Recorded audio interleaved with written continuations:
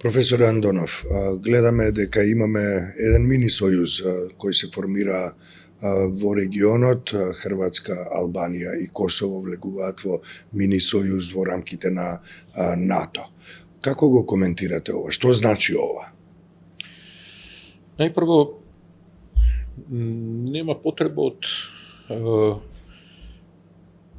така да кажам панично коментирање на еден таков сојуз. НАТО има практика на формирање на мини сојузи. Ние имаме, например, Медитеранската група во рамките на НАТО, имаме Вајмарскиот триаголник во рамките на НАТО, понатаму скандинавските земји со Велика Британија во рамките на НАТО, и тоа е пожелна активност на НАТО, каде што преку локални, односно регионални поврзувања се засилува одбранбената способност на НАТО.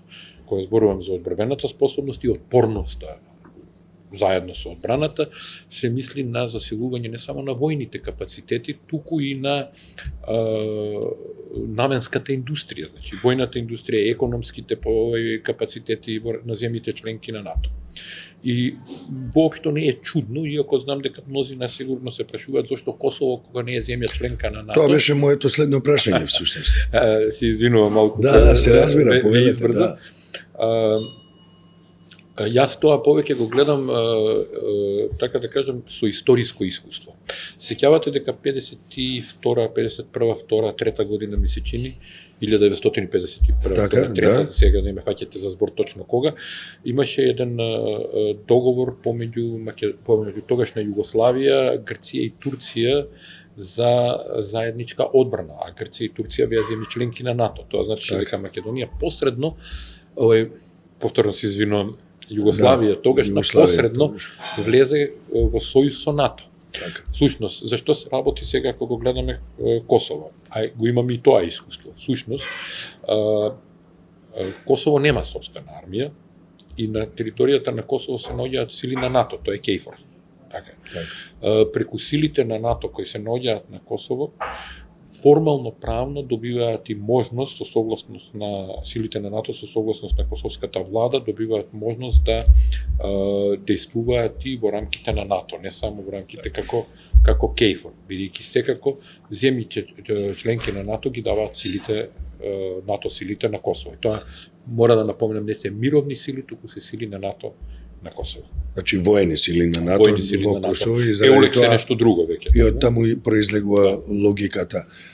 Добро, ние слушнавме дека хрватската страна кажа дека тоа е отворена иницијатива, дека се добре дојдени сите земји членки на НАТО од регионот да се приклучат кон овој мини сојуз. Меѓутоа, не ја гледаме нашата земја. Македонија не е во овој мини сојуз на НАТО. Како го толкувате тоа? Зошто Македонија не е во овој мини сојуз? Прво, треба да знаете дека сигурно иницијативата не е исклучиво хрватско-албанска иницијатива. Таа иницијатива е обмислена во рамките на НАТО. Што е обмислена во рамките на НАТО, ние ќе имаме проширување на тој сојуз регионално, а ќе имаме и поддршка на самиот тој мини сојуз, така да го наречеме, поддршка од придружни членки. Така. И тоа сигурно ќе биде некој од поголемите европски држави или посилните НАТО држави, која ќе даде импулс на еден таков сојуз. И сега прашањето патено до мене можеби не е баш најсоодветно да дадам одговор зашто Македонија не ја гледаме. Тоа е прашање кое треба да го поставите во Министерството за одбрана или во кабинетот на премиерот или до председателот на државата.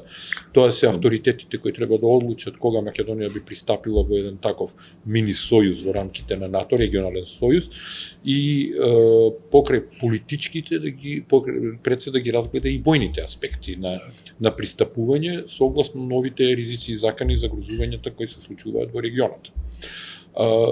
Но она што со сигурност можеме да го потврдиме, тоа е дека ќе има тенденција и можеби реално проширување на овој регионален сојуз и на други држави од регионот.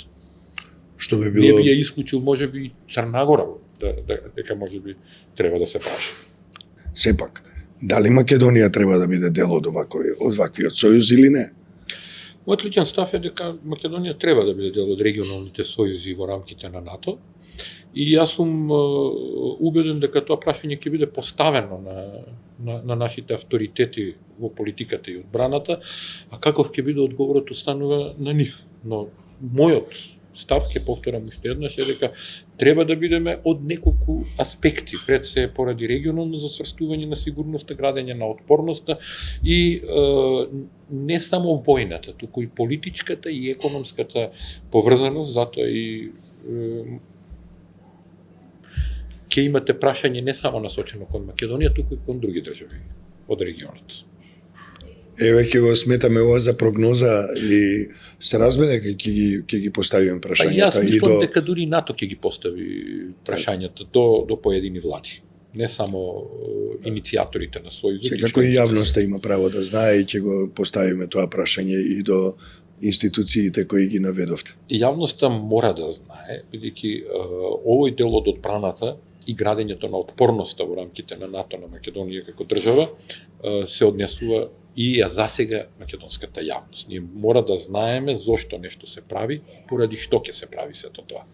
Но во основа да тоа биде во наш интерес, во интерес на одбраната на Македонија и градењето на отпорноста во насока на новите ризици и закани кои можеме да ги очекуваме, бидејќи гледате светот е доста турбулентно место за живење последните месеци.